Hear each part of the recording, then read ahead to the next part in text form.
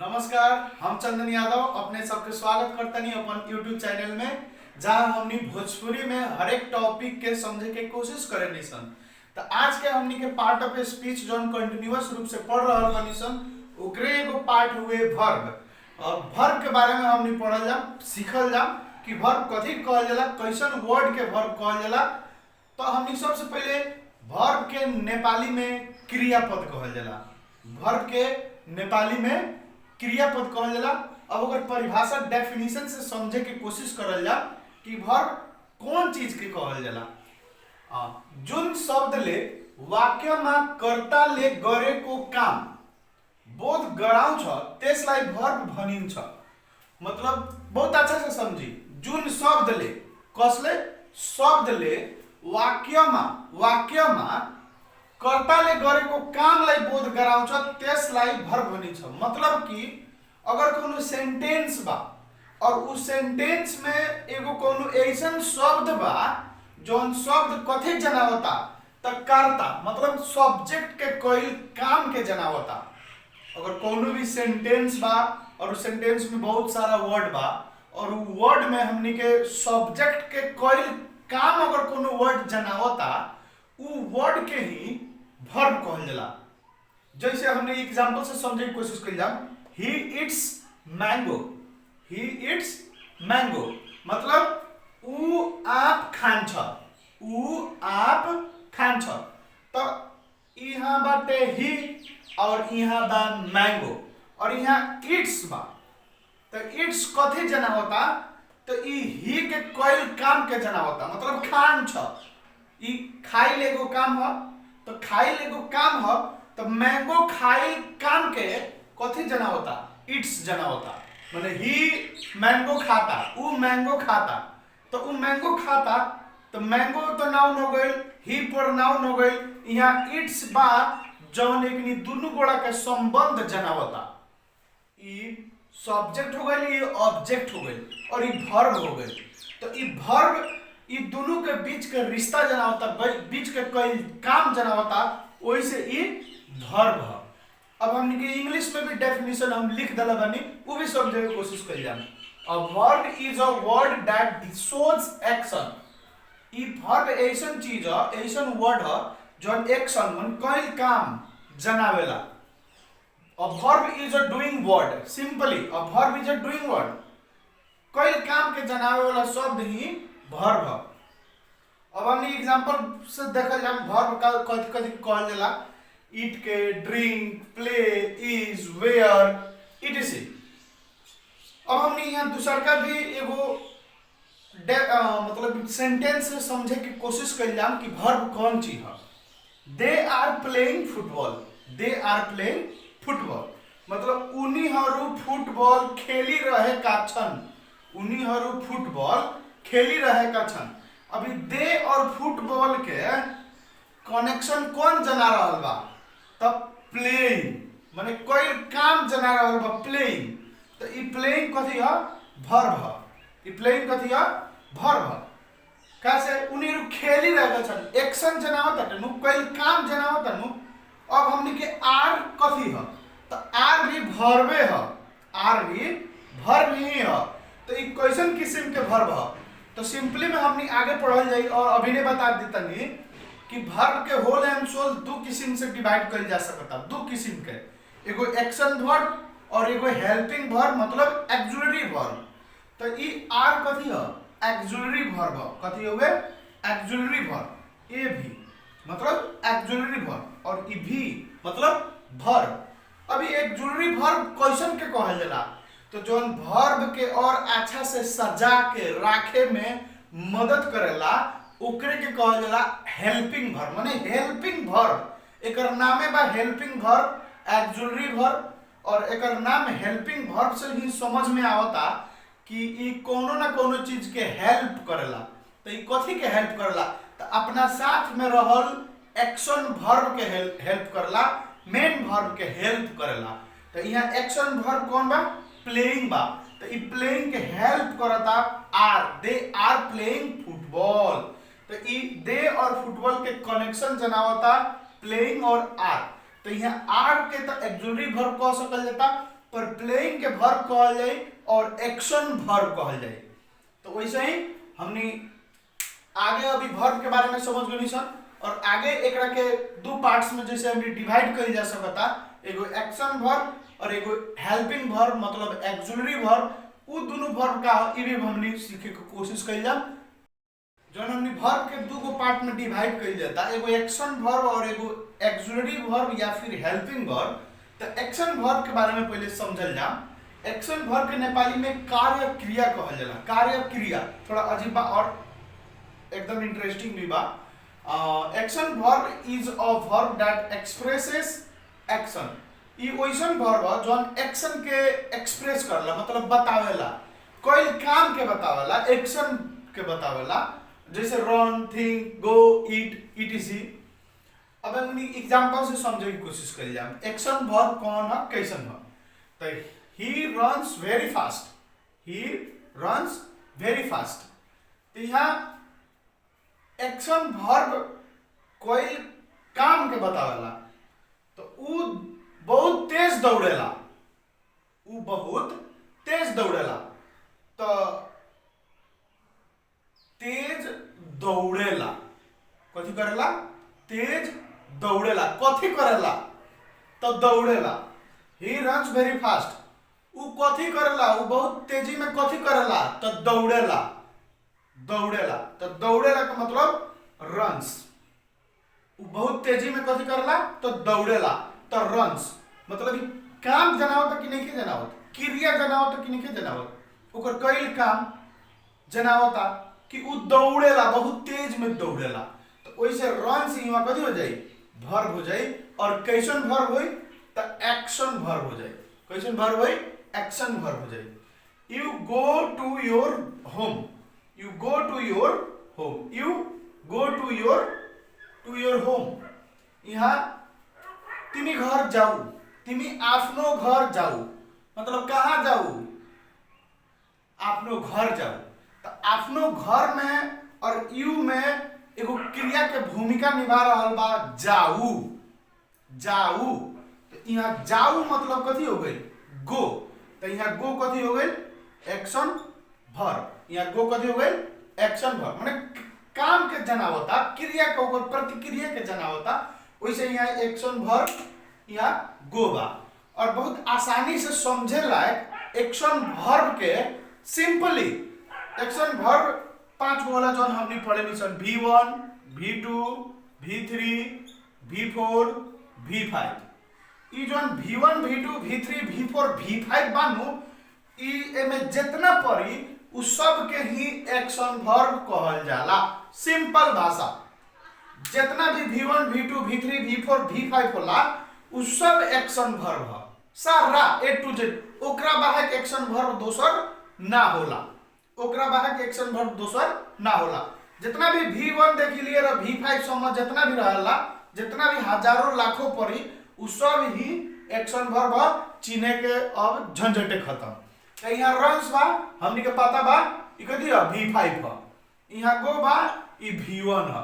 तो ई सब जितना V1 देख लिए और V5 समझ पढ़ने सब कथी है, तो एक्शन वर्ब है।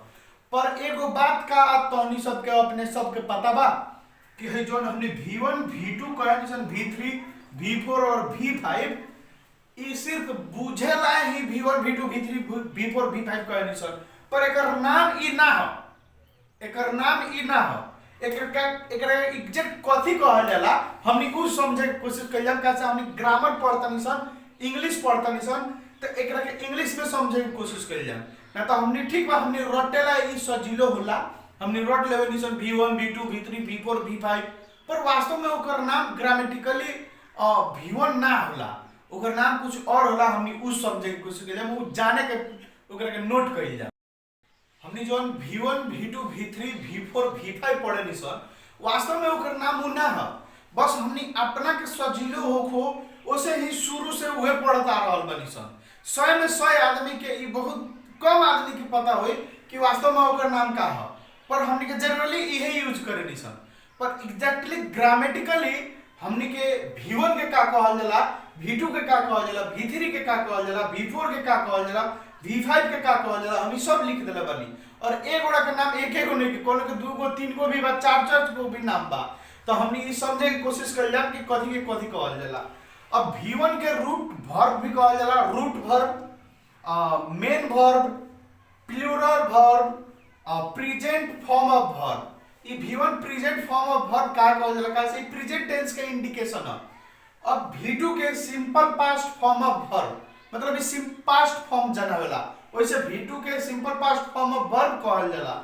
अब V3 के पास्ट पार्टिसिपल कहल जाला, V3 ना कहल जाला, V3 बस बोली चाली के हमनी के याद कर ले बा, पर ओकर एग्जैक्ट नाम कथी है, पास्ट पार्टिसिपल कहल जाला।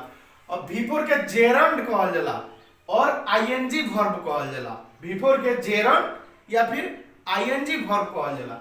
अब V5 के सिंगुलर वर्ब या फिर लास्ट फॉर्म ऑफ वर्ब या फिर फिफ्थ फॉर्म ऑफ वर्ब, बात दोनों लास्ट और फिफ्थ सेम बा। लास्ट फॉर्म ऑफ वर्ब कहते मतलब V5 और fifth form of verb V5 और सिंगुलर वर्ब V5। अब एगो ध्यान देवे वाला तो के बाद ई बात बड़ा इंटरेस्टिंग बात बा, बहुत कम मतलब ऊपर नजर जात हुई। यहाँ V5 लिखल बा सिंगुलर वर्ब, V5 लिखल बा सिंगुलर वर्ब और V1 लिखल बा यहाँ प्लूरल वर्ब। अब हमने एगो एग्जांपल से समझल जा। यहाँ ईट हुई, V2 में 8 हुई, V3 में ईटेन हुई, V4 में ईटिंग हुई और यहाँ ईट्स हुई। अब देखो लेकिन ध्यान से तो के क्या बतावे के चाहत नहीं हम। यहाँ सिंगुलर वर्ब लिखल बा V5 के, ये जितना भी माने V5 होला नु सब सिंगुलर वर्ब होखेला और जितना भी V1 होला नु सब प्लूरल वर्ब होखेला। अब इहाँ तो के दिमाग में ई आ जाई कि सर यहाँ इट्स में यस लागल बा, जबकि बॉय सिंगुलर भइल आ बॉयज कथी भइल प्लूरल भइल। यहाँ तो यस थपाता तो ये तो प्लूरल होता, तो यहाँ सिंगुलर कैसे हो गइल बा। तो ध्यान देवे वाला बात ये बा कि ई कथी होता है, नाउन है, कथी है नाउन है और ई कथी है तो वर्ब है, ई कथी है वर्ब है। अब इंटरेस्टिंग बात ये बा, नोट कर सकता रहो, नाउन में यस वा यस थपदा त्यो प्लूरल हुन्छ, तर वर्ब में यस वा यस थपदा त्यो सिंगुलर हुन्छ। बहुत बढ़िया से समझ, अगर नाउन में यस वा यस थपनु तो उ प्लूरल हो जाई। नाउन में यस वा यस थप तो प्लूरल हुई, पर वर्ब में यस वा यस थप तो वो सिंगुलर हुई। तो बहुत बढ़िया से याद करी है, ई हमनी वर्ब एग्रीमेंट में भी पढ़ल है एकरा के। ई V1 जब कबो भी प्लूरल होखेला और V5 कबो भी सिंगुलर होखेला, तो एक फार्मूला भी है ना होगा सेंटेंस में, S is equal to S, P is equal to P। माने अगर सिंगुलर सब्जेक्ट रही तो कबो भी सिंगुलर वर्ब के यूज होई और प्लूरल सब्जेक्ट रही तो कबो भी प्लूरल वर्ब के यूज होई। अब हमने ई एक्शन वर्ब के ही पढ़नी है पार्ट। अब हमने हेल्पिंग वर्ब यानी कि ऑक्सिलरी वर्ब के बारे में समझल जाए। वर्ब के दूसर का रूप ऑक्सिलरी वर्ब अब हमने पढ़ल जाए। ऑक्सिलरी वर्ब के दूसर का नाम हेल्पिंग वर्ब है, हेल्पिंग वर्ब कहो या फिर ऑक्सिलरी वर्ब कहो। नेपाली में ओकरा के सहायक क्रिया कहल जाला। अब ऑक्सिलरी वर्ब कथी है, तो ये एगो बस सहायक है, नाम से ही समझ में आता सहायक। जो मेन वर्ब हमने V1 देखी V5 से हम पढ़नी है सन, वो मेन वर्ब के ही बस हेल्प करला और अच्छा से एक्शन के कोई काम के डिस्क्राइब करे में और अच्छा से डिस्क्राइब होको ओकरा ले एक ऑक्सिलरी वर्ब ई बस मेन वर्ब के हेल्प करला, वैसे एकरा के हेल्पिंग वर्ब भी कहल जाला। अब हमनी डेफिनेशन और रिजल्ट जा, auxiliary verb help the main verb to describe action. जैसे हमने आपको पढ़नी है सन, सेम वही चीज के डेफिनेशन में तू लिख सकता रह। और ई जम्मा 24 गो होखेला, मतलब 24 गो होखेला। अभी 24 को कथी ऑक्सिलरी वर्ब होखेला, हेल्पिंग वर्ब होखेला, हम लिख देला बनी, अपने सब नोट भी कर सकतानी और हम पढ़ के भी सुना देतानी अच्छा से। ऐसे तरीके से कि जौन के याद करे में एकदम सजीलो होके, देखे में एकदम हम बाउंड के रूप में, मतलब जौन एक दूसरा से मिलता ओकरा के हम एक साथ में रख ले बनी। जैसे कि M is are, was were, have has had, do does did, shall should, will would, can could, may might must, ought to, used to, need dare. अब एम इज आर एक साथ मिलता, वाज वेयर मिलता, हैव हैज हैड मिलता, do does did मिलता, shall should, will would, can could. Shall will can संगे मिलता, ओकर बस past form should would could, may might must, ought to, used to और नीड और डेयर। ये मिल के जमा 24 को होखेला। और एकरा बाद जोन एक्शन वर्ब बा उ V1 V2 V3 V4 V5 हमनी पढ़नी है सन। और ओकरा के एग्जैक्टली का कहल जाला ग्रामेटिकल रूप में ई भी हमनी पढ़नी है सन। तो कबो भी दोनों याद करे के, अब तो सहायक हमनी के मतलब चलन चलती में बा याद करे के हिसाब से तो V1 लागी, V2 लागी, V3 लागी, ई ज्यादा सजीलो बा समझे लायक। पर अगर कहीं कोनो आदमी पूछ देलक या फिर कोनो एग्जाम में ही आ गइल या फिर एग्जाम में V2 V3 त ना लिखले रही, लेकिन change into past participle, change into past participle, तो पास्ट पार्टिसिपल काफी हो पता रही तो हम लिखे। तो पास्ट पार्टिसिपल के मतलब हो गया V3। तो हमने के V3 भी जानल जरूरी बा और V3 के का कहल जाला पास्ट पार्टिसिपल कहल जाला ई भी जानल उतना ही जरूरी बा। और ई हमने के याद कर सकत नहीं ताकि चीने में बहुत सजीलो रही। और V1 V2 वाला तो बहुत लंबा जितना वर्ड बा एक्शन वर्ड बहुत याद नहीं हो सकत, पर हई 24 को हमने के याद कर सकत नहीं सन। और जाने से हमने के एकदम सजीलो तरीका से वर्ब के छुटिया सकत नहीं सन, एग्जाम में ओकरा के अच्छा से यूज कर सकत नहीं सन। अब इतने ही हमने के वर्ब बा। अगला दिने हमने पार्ट ऑफ स्पीच के अगला पार्ट पढ़ जाई। तब तक ले सब के नमस्कार। अगर अपने के अच्छा लागल होके तो अपना दोस्त लोग से बताई, साथी लोग से बताई, चैनल के सब्सक्राइब करी ताकि हमार हिम्मत बढ़ो, लाइक करी, शेयर करी। एगो भी लाइक आवता या फिर एगो भी सब्सक्राइब आवता तो पता बा अपने का हमर बहुत प्राउड फील होता, बहुत अच्छा लागता और हम और मोटिवेट होता नहीं कि ताकि हम और ज्यादा से ज्यादा मेहनत करके हर एक टॉपिक के विद्यार्थी के बीच में ले आई। बस इतने लायक कि वो समझ सके और समझ के कम से कम परीक्षा में लिख सके और पास हो सके। वो चाहे कोनो भी सब्जेक्ट होके, कोनो भी टॉपिक होके, हमरा के कांटेक्ट भी कर सकते नहीं। हम अपने के उ टॉपिक पर उस सब्जेक्ट पर बतावे के पूरा अपना ओर से पूरा प्रयास करें। तब तक लाए सबके नमस्कार, धन्यवाद, जय नेपाल।